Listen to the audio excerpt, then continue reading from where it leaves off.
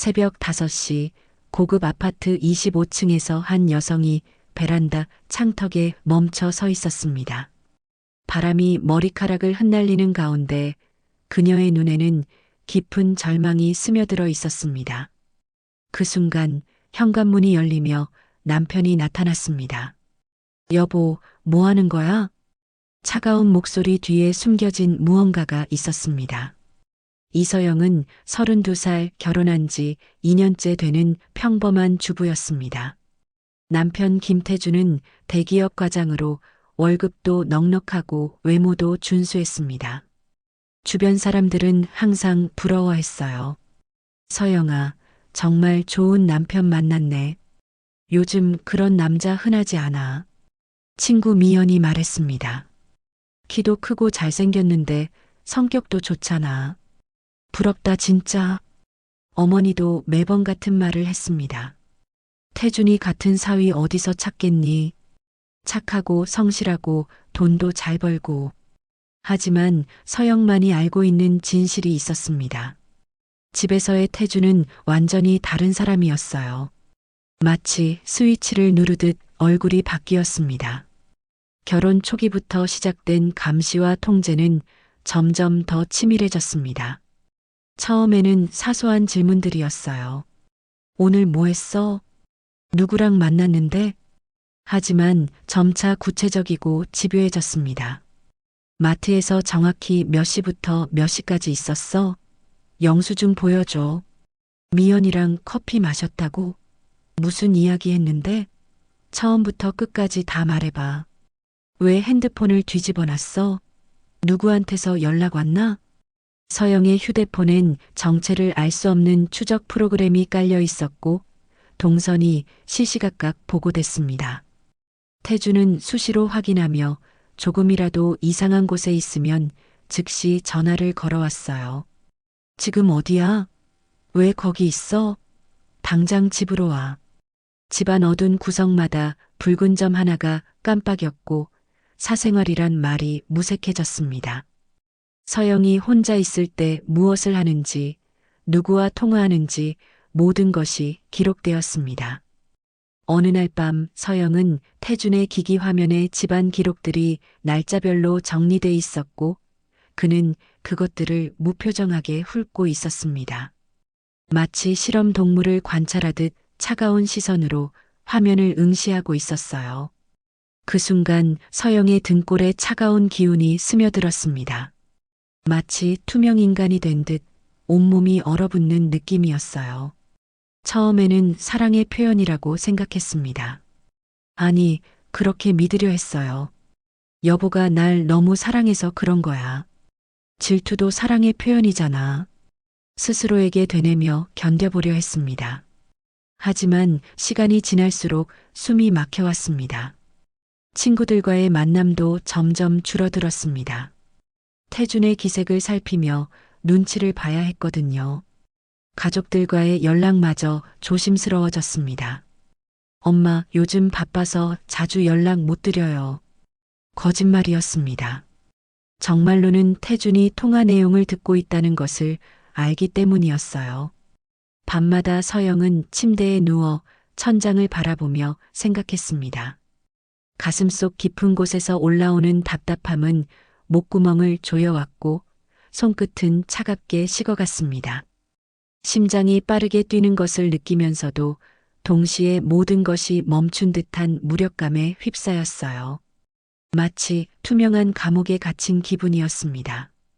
태준이 깊은 잠에 빠져 있을 때 서영은 조용히 그의 얼굴을 바라봤습니다. 평온해 보이는 그 표정 뒤에 숨겨진 차가운 시선이 떠올라 온몸에 소름이 돋았어요. 몇 달 전부터는 더 이상한 일들이 벌어지기 시작했습니다. 서영이 외출했다가 돌아오면 집 앞 물건들의 위치가 미묘하게 바뀌어 있었어요. 마치 누군가 일부러 흔적을 남기듯이요. 내가 예민해진 건가? 스스로에게 물어봤지만 확신이 서지 않았습니다. 하지만 불안감은 점점 커져갔어요. 그리고 오늘 아침 서영은 더 이상 견딜 수 없다는 생각이 들었습니다. 베란다 난간에 올라선 순간 바람이 얼굴을 스치며 지난 2년간의 기억들이 주마등처럼 스쳐갔어요. 결혼식 날에 행복했던 미소, 신혼여행에서의 달콤했던 순간들, 그리고 조금씩 변해가는 태준의 모습들까지. 이렇게 살 바에야. 바로 그때 현관문이 열리는 소리가 들렸습니다. 태준이 새벽 조깅을 마치고 돌아온 것이었어요. 태준은 운동복을 입고 땀을 흘리며 현관으로 들어왔습니다. 평소와 다름없는 모습이었지만 서영을 바라보는 눈빛에는 예리한 무언가가 스쳐갔어요. 여보, 일찍 일어났네? 잠 못 잤어? 부드러운 목소리였지만 서영은 그 안에 담긴 의미를 알고 있었습니다. 감시당하고 있다는 걸 깨달았다는 뜻이었어요. 아니야, 그냥 일찍 깨서. 서영은 최대한 자연스럽게 대답했습니다. 하지만 손끝이 미세하게 떨리는 것을 숨길 수 없었어요. 태주는 샤워를 마친 후 평소처럼 아침을 먹었습니다. 하지만 그의 시선은 계속해서 서영을 따라다녔어요. 마치 사냥감을 노리는 맹수처럼 날카롭고 집요했습니다. 오늘은 뭐 할 거야? 집 정리하고 저녁 준비하고 친구들 만나거나 그러지는 않고? 서영의 가슴이 철렁 내려앉았습니다. 어제 미연이에게서 온 메시지를 본 것 같았어요. 아니, 집에만 있을 거야. 그래, 그게 좋겠다. 태주는 만족스러운 표정으로 고개를 끄덕였습니다. 그리고 출근하기 전 서영의 어깨에 손을 올렸어요. 여보, 나 없을 때 이상한 생각하지 마. 우리 행복하게 살고 있잖아. 그 손길이 따뜻해 보였지만 서영에게는 차가운 쇠사슬처럼 느껴졌습니다. 목 뒤쪽 근육이 경직되며 온몸이 굳어갔어요. 태준이 집을 나선 후 서영은 한동안 그 자리에 서 있었습니다. 가슴속에서 올라오는 답답함이 목구멍을 조였고 숨을 쉬는 것조차 힘들어졌어요. 거울 속 자신의 모습을 보니 창백한 얼굴의 생기라고는 찾아볼 수 없었습니다. 마치 서서히 사라져가는 사람 같았어요. 오후가 되자 태준에게서 전화가 왔습니다. 뭐해? 집 청소하고 있어. CCTV 확인해 봤는데 아침에 베란다에 나가 있더라. 뭐 했어? 서영의 심장이 거칠게 뛰기 시작했습니다. 역시 모든 것이 감시당하고 있었어요. 바람 쐬려고 잠깐. 베란다는 위험해. 앞으로 나가지 마. 알았어. 전화를 끊은 후 서영은 무력감에 휩싸였습니다. 집 안 곳곳에 숨겨진 카메라들이 자신을 지켜보고 있다는 생각에 온몸의 털이 곤두섰어요. 그날 저녁 태주는 평소보다 더 다정하게 굴었습니다. 오늘 하루 어땠어? 심심하지 않았어? 괜찮았어. 그래, 집에 있는 게 제일 안전해. 밖은 위험한 사람들이 너무 많거든. 태주는 서영의 머리를 쓰다듬으며 말했습니다. 하지만 그 손길에서 서영이 느낀 것은 애정이 아니라 소유욕이었어요. 밤이 되어 태준이 잠든 후 서영은 조용히 침실을 나와 거실로 향했습니다. 달빛이 스며든 어둠 속에서 혼자만의 시간을 가지려 했어요. 하지만 곧 깨달았습니다. 진정한 혼자만의 시간은 없다는 것을. 어둠 속에서도 빨간 불빛이 깜빡이는 카메라들이 자신을 바라보고 있었거든요. 서영은 소파에 앉아 무릎을 끌어안았습니다. 눈물이 뺨을 타고 흘러내렸지만 소리내어 울 수는 없었어요. 그것조차 기록될 테니까요. 다음 날 아침 서영은 어머니에게서 온 전화를 받았습니다. 서영아, 오랜만에 집에 놀러와. 아빠가 내가 보고 싶다고 하시네. 엄마. 서영의 목소리가 떨렸습니다. 가족을 만나고 싶은 마음이 간절했지만 태준의 반응이 두려웠어요. 왜? 무슨 일 있어? 아니야, 그냥. 요즘 바빠서. 결혼하고 나서 얼굴 보기가 하늘의 별 따기야. 태준이도 함께 오면 되잖아. 전화를 끊은 후 서영은 고민에 빠졌습니다. 부모님을 뵙고 싶었지만 태준이 허락할 리 없었어요. 태준이 퇴근한 후 서영은 조심스럽게 말을 꺼냈습니다. 여보, 우리 이번 주말에 친정에 갔다 올까? 태준의 표정이 순간 굳어졌습니다. 왜 갑자기? 엄마가 보고 싶다고 하셔서. 전화로 안부 전하면 되잖아. 굳이 가야 해? 오랫동안 못 봤잖아. 태준은 잠시 생각하더니 고개를 저었습니다. 이번 주는 좀 바빠. 다음에 가자. 서영은 속이 쓰라렸지만 더 이상 말할 수 없었습니다. 태준의 눈빛이 점점 차가워지고 있었거든요. 그런데 왜 자꾸 나가려고 해? 집이 불편해? 아니야, 그런 게 아니라. 나는 항상 내가 안전하고 행복했으면 좋겠어서 하는 말인데, 그게 싫어? 태준의 목소리에는 위협적인 기운이 스며들어 있었습니다.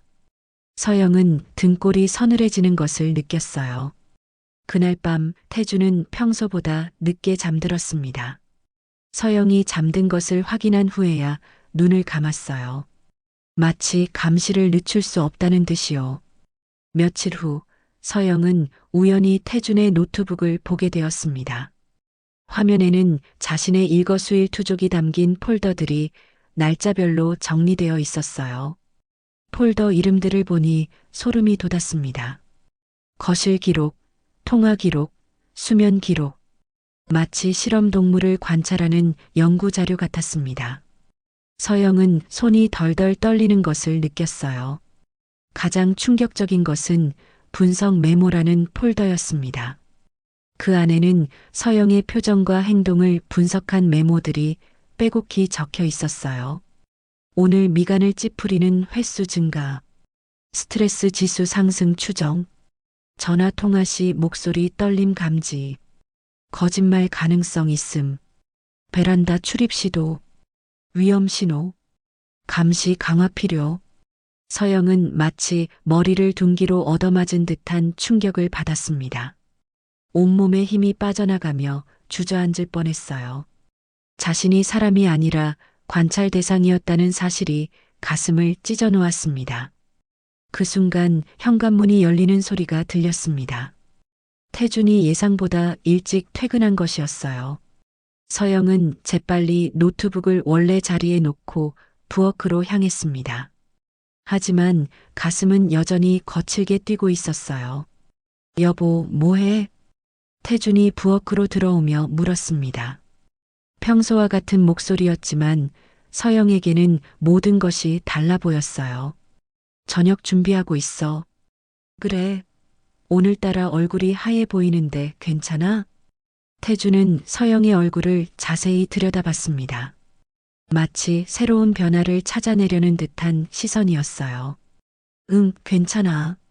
하지만 서영의 목소리는 평소보다 높았고 손은 미세하게 떨리고 있었습니다. 그날 밤 서영은 잠들지 못하고 천장만 바라봤습니다.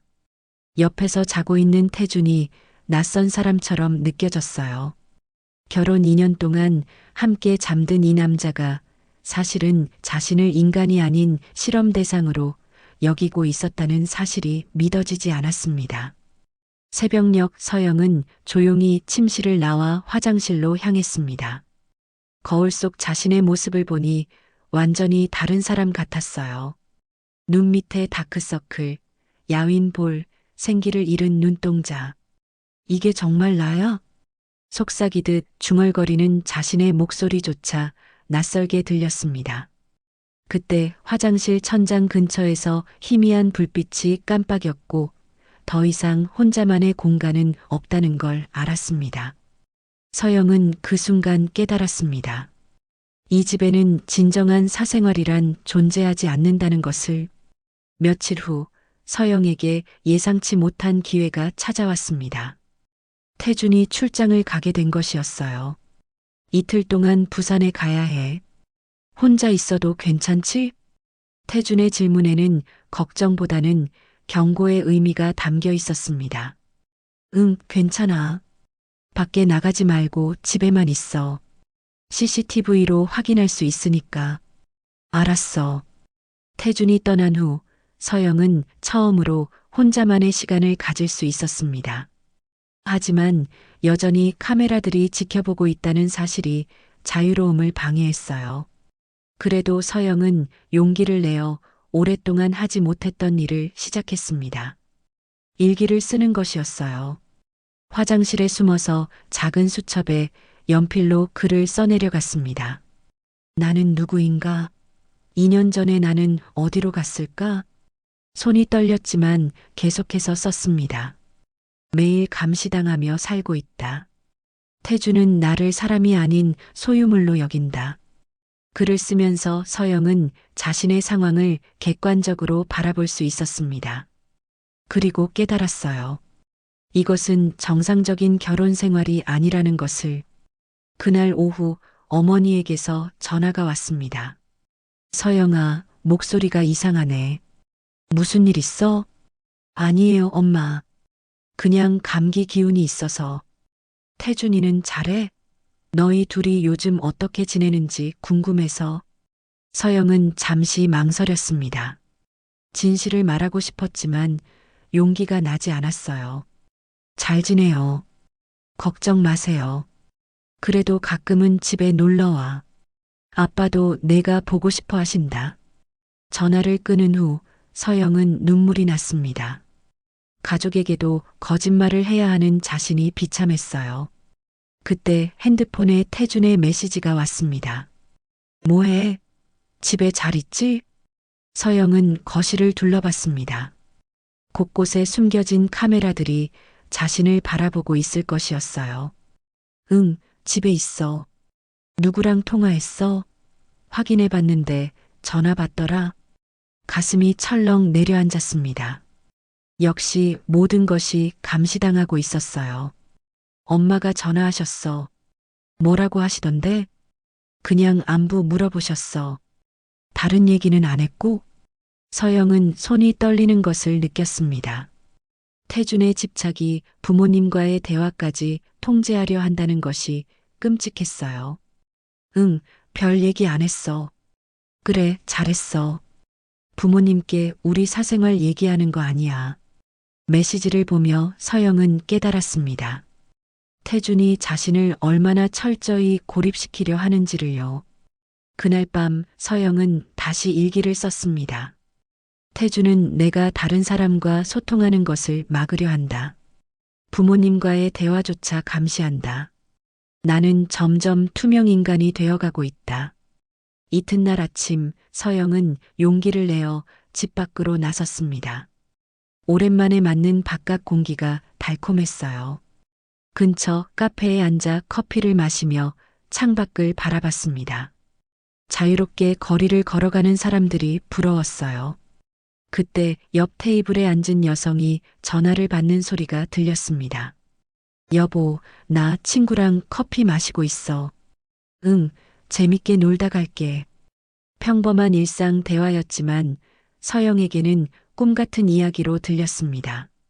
남편에게 허락을 구하지도 않고 감시당하지도 않으며 자유롭게 외출할 수 있다는 것이 얼마나 소중한지 깨달았어요.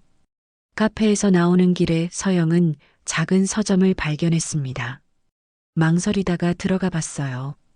책장 사이를 걸으며 책들을 구경하는 것만으로도 마음이 편해졌습니다. 오랫동안 잊고 있던 자신의 취향을 되찾는 기분이었어요. 한 권의 책이 눈에 띄었습니다. 제목은 나를 찾아가는 여행이었어요. 서영은 그 책을 집어들고 몇 페이지를 읽어봤습니다. 진정한 자유란 누군가의 허락 없이도 자신이 원하는 것을 선택할 수 있는 것이다. 가슴을 파고드는 문장이었습니다. 서영은 그 책을 샀어요.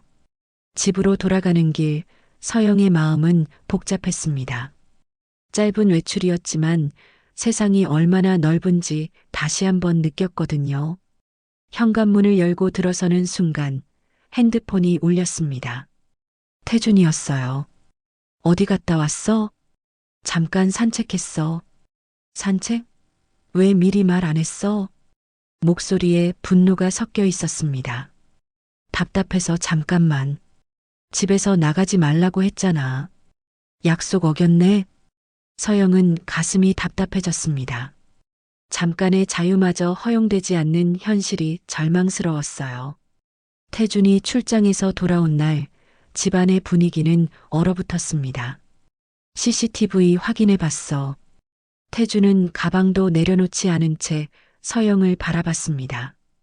그 시선에는 차가운 분노가 담겨 있었어요. 4시간 동안 집을 비웠더라. 어디 갔었는지 정확히 말해봐. 서영의 입이 바짝 말랐습니다. 혀끝이 굳어져서 말이 나오지 않았어요. 카페랑 서점에 갔었어. 누구랑? 혼자. 뭐 했는데? 그냥 커피 마시고 책 구경했어. 태주는 서영의 가방을 뒤졌습니다. 그리고 책을 발견했어요. 이게 뭐야? 책?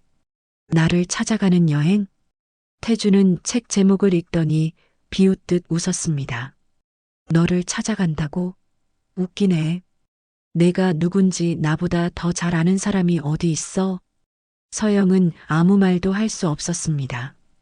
태준의 눈빛이 점점 더 위험해지고 있었거든요. 약속을 어겼으니까 벌을 받아야지.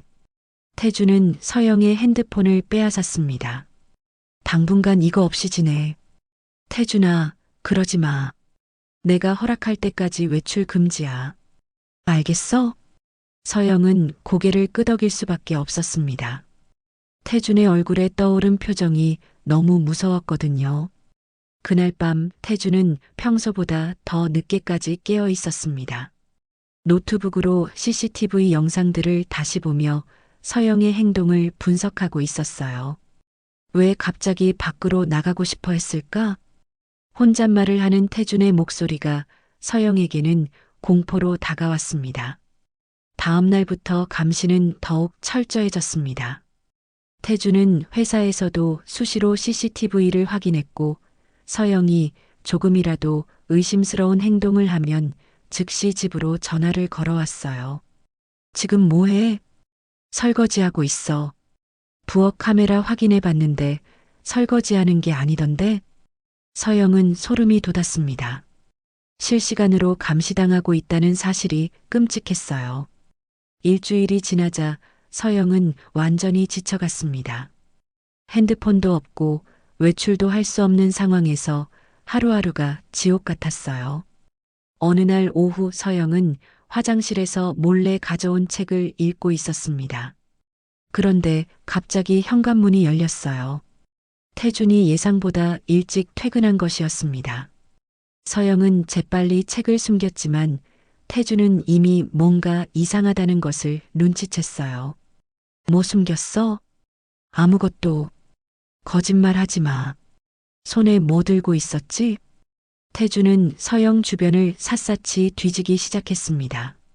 그리고 소파 뒤에 숨겨진 책을 발견했어요. 이게 뭐야? 왜 숨겨놨어? 그냥이 뭐야? 나한테 숨길 게 뭐가 있어? 태준의 목소리가 점점 높아졌습니다. 서영은 온몸이 떨리기 시작했어요. 이 책 때문에 이상한 생각하는 거야? 나를 찾아간다고? 태준은 책을 바닥에 던졌습니다. 그리고 발로 짓밟았어요. 내가 찾아야 할 건 너 자신이 아니라 나를 어떻게 더 잘 섬길 수 있을지야. 서영은 눈물이 쏟아졌습니다. 하지만 소리내어 울 수는 없었어요. 울지 마. 내가 잘못해놓고 울면 어떻게 해? 태준은 서영의 턱을 강제로 들어 올렸습니다. 그의 손가락에서 느껴지는 차가운 기운이 서영의 영혼까지 얼려버리는 것 같았어요. 앞으로는 내 허락 없이 아무것도 하지 마. 책도 외출도 심지어 생각도. 그날 밤 서영은 처음으로 진지하게 생각했습니다. 이 상황에서 벗어날 방법이 있을까? 하지만 현실은 절망적이었습니다. 핸드폰도 없고 외출도 할 수 없고 태준의 감시망에서 벗어날 수 있는 방법이 보이지 않았어요. 서영은 베개에 얼굴을 묻고 소리 없이 울었습니다. 눈물이 마를 때까지 울고 또 울었어요. 새벽녘 서영은 화장실에서 거울 속 자신을 바라봤습니다. 완전히 다른 사람이 되어 있었어요. 야윈 얼굴, 생기 없는 눈동자, 그리고 깊은 절망에 잠긴 표정. 이게 정말 내 모습인가? 그때 서영은 결심했습니다. 더 이상 이렇게 살 수는 없다고. 무엇인가 해야 한다고. 하지만 어떻게 해야 할지는 아직 알 수 없었어요. 며칠 후 예상치 못한 기회가 찾아왔습니다. 태준이 급한 일로 회사에 나가면서 핸드폰을 깜빡 두고 간 것이었어요. 서영은 떨리는 손으로 태준의 핸드폰을 집어들었습니다. 비밀번호는 자신의 생일이었어요. 아이러니하게도 말이죠. 핸드폰을 열어보니 충격적인 내용들이 가득했습니다. 서영을 촬영한 수많은 동영상과 사진들, 그리고 더 끔찍한 것은 다른 여성들의 사진도 있다는 것이었어요. 폴더 이름은 이전 프로젝트였습니다. 서영의 손끝이 식어 힘이 빠져나갔습니다. 자신이 태준에게는 하나의 프로젝트에 불과했다는 사실이 가슴을 찢어 놓았어요. 그 여성들은 모두 서영과 비슷한 외모와 체형을 가지고 있었습니다. 마치 특정한 기준에 맞춰 선택된 것처럼 보였어요. 더 깊이 들어가자 채팅 기록들이 나타났습니다. 태준이 어떤 사람과 주고받은 메시지들이었어요. 이번 대상은 어때? 완벽해. 가족과 거리가 멀고 친구도 별로 없어. 통제하기 쉽겠네. 응, 시간 문제야. 서영은 온몸에 소름이 돋았습니다. 자신이 계획적으로 선택된 피해자였다는 사실을 깨달았거든요. 더 무서운 것은 마지막 메시지였습니다. 이번 건은 언제까지? 곧 마무리할 예정이야. 새로운 대상도 물색 중이고. 서영의 다리에 힘이 빠졌습니다. 마무리라는 말이 무엇을 의미하는지 알 것 같아서 더욱 무서웠어요. 그때 현관문 소리가 들렸습니다. 태준이 핸드폰을 가지러 온 것이었어요. 서영은 재빨리 핸드폰을 원래 자리에 놓고 부엌으로 향했습니다. 하지만 가슴은 터질 듯이 뛰고 있었어요. 핸드폰 놔두고 갔네. 태준이 말했습니다. 서영을 바라보는 눈빛이 평소보다 더 예리했어요. 누가 만졌나? 아니야, 그냥 거기 있었어. 태준은 핸드폰을 확인하더니 의심스러운 표정을 지었습니다. 이상하네. 위치가 조금 달라진 것 같은데. 서영의 등에 식은땀이 흘렀습니다. 청소하면서 건드렸을 거야. 그래. 태준은 더 이상 묻지 않았지만 서영에 대한 감시는 더욱 철저해졌습니다. 그날 밤 서영은 잠들지 못하고 계속 생각했습니다. 태준의 핸드폰에서 본 내용들이 머릿속을 떠나지 않았어요. 자신이 언제까지 살 수 있을지, 태준의 계획이 무엇인지 알 수 없어서 더욱 불안했습니다. 다음 날 서영은 용기를 내어 작은 실험을 해봤습니다. 태준이 출근한 후 조용히 현관문 근처로 가서 밖을 내다봤어요. 복도에는 아무도 없었습니다. 하지만 도망칠 용기는 나지 않았어요. CCTV가 모든 것을 기록하고 있을 테니까요. 그때 옆집에서 나오는 할머니를 봤습니다. 평소에 인사만 나누던 분이었어요. 어머, 서영이 아니니? 요즘 안 보이더라. 안녕하세요. 얼굴이 많이 야위었구나. 몸이 안 좋아? 할머니의 따뜻한 관심이 서영의 마음을 흔들었습니다. 오랫동안 누군가의 진심 어린 걱정을 받지 못했거든요. 괜찮아요. 그래도 건강 챙겨야지. 젊을 때 몸 상하면 나중에 후회해. 할머니가 엘리베이터를 타고 내려간 후 서영은 한동안 그 자리에 서 있었습니다. 세상에는 아직 따뜻한 사람들이 있다는 것을 새삼 깨달았어요. 오후가 되자 태준에게서 전화가 왔습니다. 오늘 복도에 나가 있었다며? 서영의 심장이 철렁 내려앉았습니다. 잠깐만. 잠깐이든 뭐든 나가지 말라고 했잖아. 누구랑 얘기했어? 옆집 할머니가 인사하셔서 뭐라고 하시던데? 그냥 안부 인사. 다른 얘기는 안 했고? 태준의 목소리에는 위협이 담겨 있었습니다. 아니야, 정말 인사만 했어. 앞으로는 아무하고도 얘기하지 마. 알겠어? 응. 전화를 끊은 후 서영은 절망감에 휩싸였습니다. 이웃과의 짧은 인사조차 허용되지 않는 현실이 끔찍했어요. 그날 저녁 태준이 퇴근했을 때 서영은 결심했습니다. 더 이상 참을 수 없다고. 태준아, 우리 얘기 좀 해야겠어. 태준이 서영을 바라봤습니다. 눈빛이 차갑게 변했어요. 무슨 얘기? 이렇게 사는 게 정상이 아니야. 나도 자유가 필요해. 자유. 태준이 비웃듯 웃었습니다. 내가 자유롭게 살면 무슨 일이 일어날지 아니? 위험한 사람들한테 당할 수도 있고, 그건 내가 알아서 할 일이야. 아니야. 내가 너를 지켜줘야 해. 서영은 더 이상 참을 수 없었습니다. 지켜주는 게 아니라 감시하는 거잖아. 나는 너의 소유물이 아니야. 순간 태준의 얼굴이 일그러졌습니다. 지금까지 본 적 없는 무서운 표정이었어요. 소유물이 아니라고? 그럼 뭐야? 나는 사람이야. 독립적인 인격체라고. 태준은 서영에게 한 걸음 다가섰습니다. 그의 눈에는 분노와 함께 다른 감정도 섞여 있었어요. 독립적인 인격체라. 그는 중얼거리더니 갑자기 서영의 어깨를 붙잡았습니다. 그런 생각은 어디서 배웠어? 그 책 때문이야? 서영은 무서웠지만 물러서지 않았습니다. 책이 아니야. 내 마음이야. 그 순간 태준의 손이 서영의 목을 향해 올라왔습니다. 태준의 손이 서영의 목에 닿는 순간 서영은 생존 본능이 깨어나는 것을 느꼈습니다. 온몸의 근육이 긴장되며 도망칠 준비를 했어요. 태준아, 진정해. 서영의 목소리는 떨렸지만 단호했습니다. 태준은 잠시 멈칫하더니 손을 내렸습니다. 하지만 그의 눈빛은 여전히 위험했어요. 미안, 흥분했네. 겉으로는 사과하는 것 같았지만 서영은 알 수 있었습니다. 이것이 경고라는 것을요. 우리 좀 차분히 얘기해보자.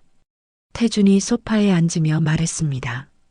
평소에 다정한 목소리로 돌아왔지만 서영에게는 더욱 소름 끼쳤어요. 서영아, 나는 정말 너를 사랑해서 하는 거야. 사랑이 이런 건가? 그럼 뭐야? 나는 내가 다치지 않게 보호해주고 있는 거야. 서영은 깊게 숨을 쉬었습니다. 이제는 더 이상 속지 않겠다고 다짐했어요. 보호가 아니야. 통제야. 통제라고? 참 심한 말을 하네.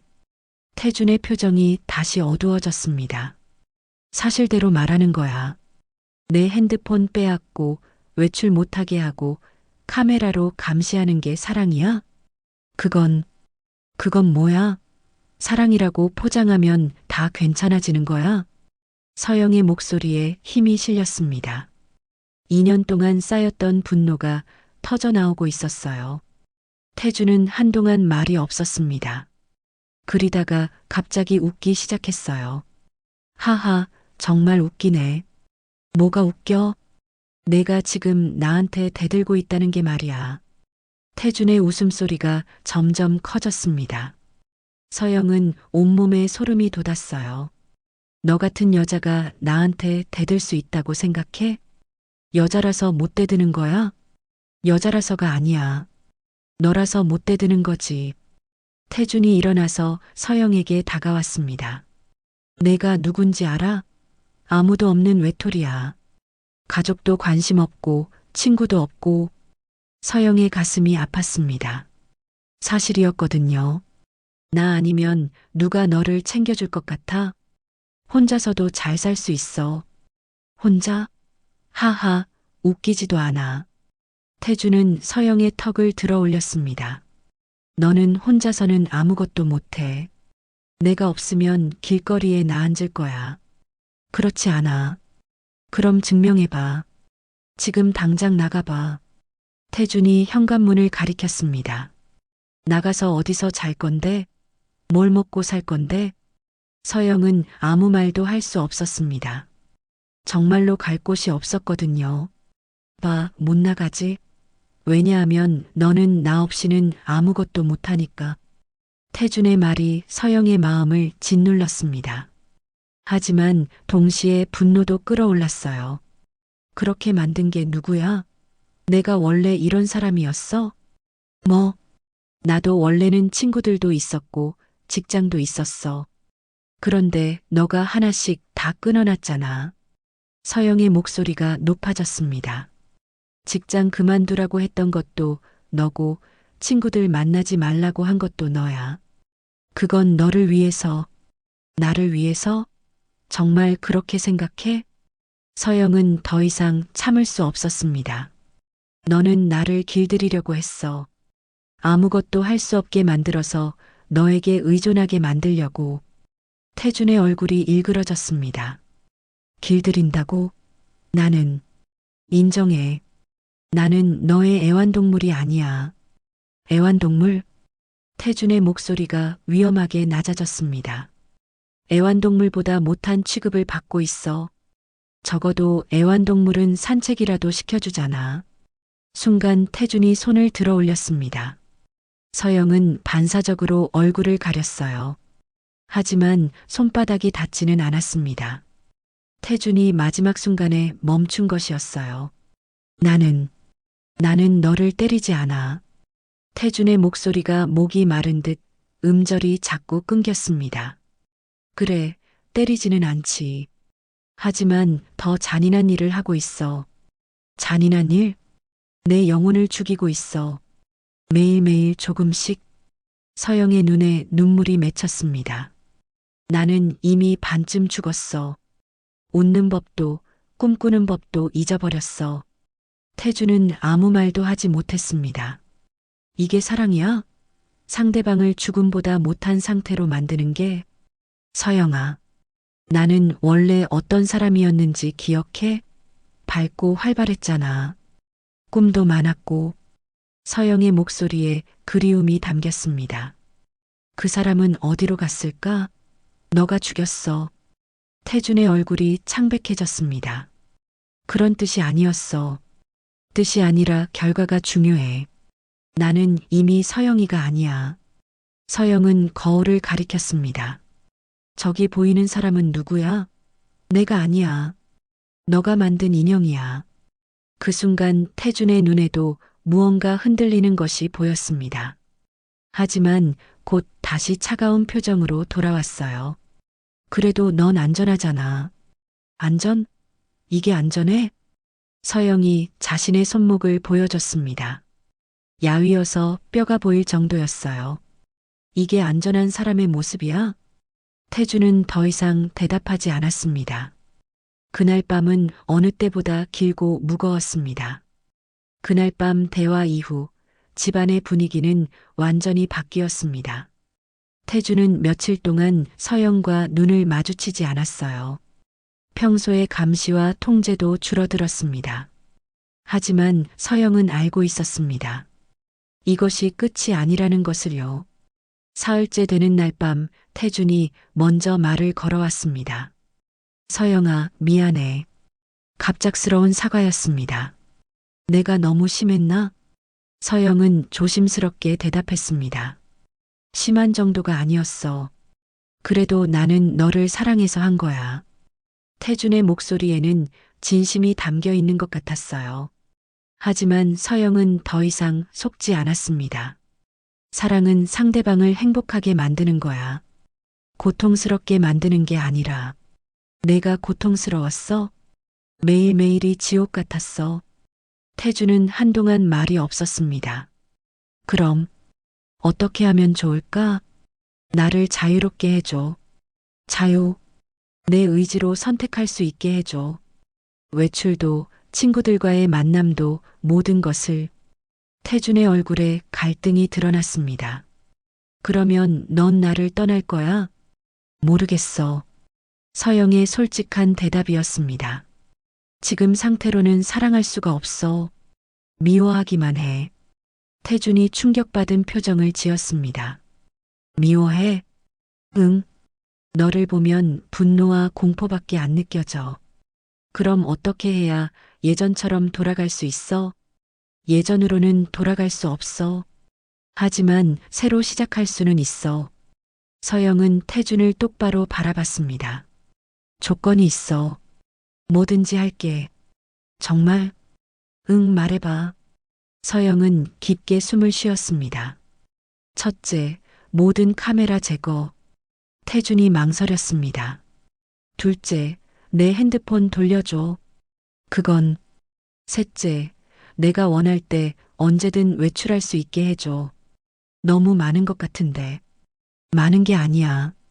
기본적인 인권이야. 서영의 목소리가 단호했습니다. 마지막으로 상담을 받아. 상담?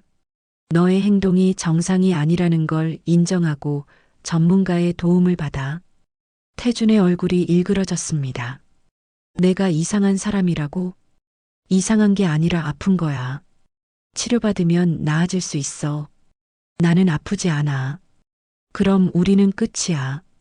서영이 일어서자 태준이 급하게 붙잡았습니다. 잠깐만. 더 이상 타협은 없어. 받아들이거나 거부하거나. 태준은 한동안 고민했습니다. 그리고 마침내 고개를 끄덕였어요. 알았어. 해볼게.